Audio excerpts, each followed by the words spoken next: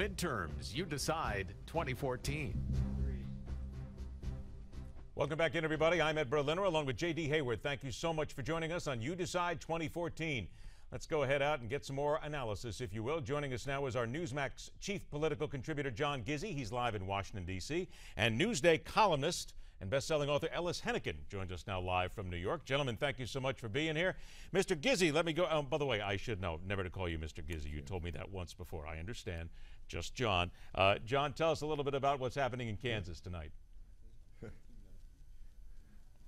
Well, it appears as though Pat Roberts, after a grueling primary and a challenge that the national media embraced and raised to a high level from millionaire Greg Orman, has won re-election.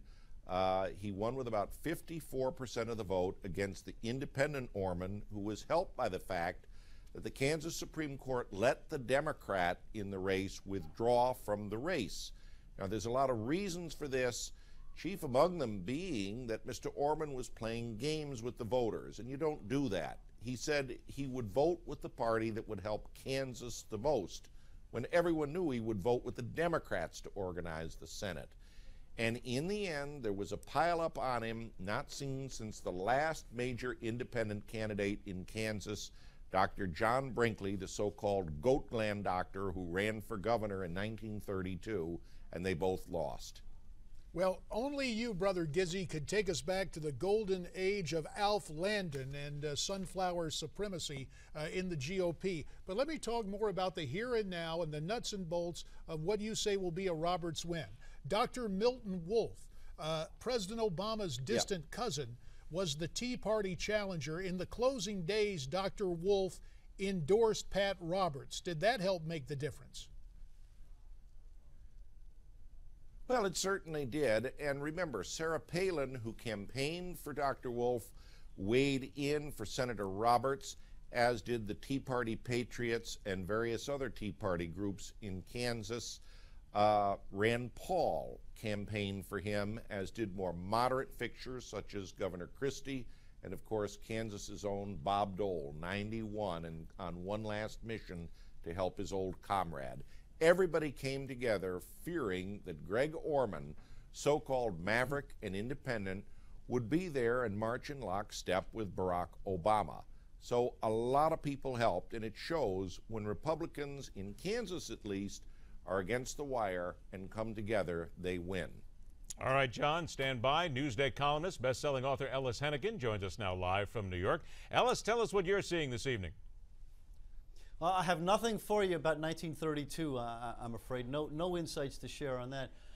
Kansas is interesting, I guess, insofar as it fits the pattern that we're seeing tonight, which is that states that are heavily Republican are staying heavily Republican. It was only a kind of a bizarre fluke that put Kansas into play in the first place.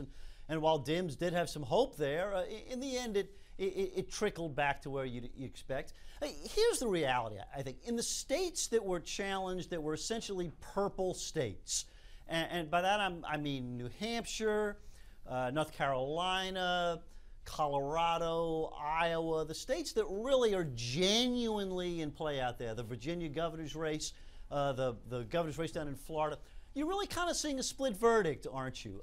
Dems doing well, better than some people thought in places like New Hampshire and North Carolina. Republicans snatching Florida, but not doing so well in places like Pennsylvania. It was obviously a lot of advantages for Republicans tonight, but not the kind of big wave election that I think some of my Republican friends were hoping for. This is not a mandate. It's not a giant wave. It isn't that everybody loves one party and hates the other. It's a Republican advantage, but not really a huge one in the end. Now, Ellis, you're a good friend, but some of this purple prose is getting to be, I won't say ridiculous, but I think overstated. Yeah. You're essentially saying tonight, nothing to see here, folks, move along. But the fact is, if that's actually not what I'm saying, JD. What I'm saying is that there are huge advantages that Republicans had in this field tonight, right? The states that were in play were largely states that Republicans have been winning in national elections, that in some cases, with the huge Obama wave 6 years ago, elected Democrats in states where, you know, Democrats, frankly, really had no business winning, and it's kind of returning to the equilibrium of the past. While it's a big night for Republicans, be a little slow, my friend, in doing a lot of cartwheels. Oh, well, wait a minute. I'm not talking tsunami, but I am talking control, which in our system and our separation of powers is very important, especially in the United States Senate. Just one other note, Ellis. Mark Udall there in Colorado, going down to defeat, courtesy of the young Republican congressman. Certainly, Udall was trumpeted with his election along with Barack Obama some time ago, and now he leaves the Senate. Yeah, no, that's right. And to me, those are the ones to focus on. Doing you know, hurrahs over Kansas is kind of silly. I mean, the Republicans ought to win Kansas, but when Republicans succeed in a state like Colorado, which is genuinely a purple state. I mean, it's one of those states that's genuinely in play. There are Latino voters out there. You guys ought to be excited about Colorado, but you know, don't trip over yourself in the states that you were supposed to win anyway. All right, Ellis, we're going to have to call it there. Ellis Hennigan, John Gizzi, thanks so much for joining us, gentlemen. Stand by. We'll come to you later in the evening. We've still got a long way to go. Numbers are coming in, and they're looking pretty good for the Republicans. That and so much more coming up right here when we continue on You Decide 2014. The midterms, You Decide 2014, will be back in just a moment.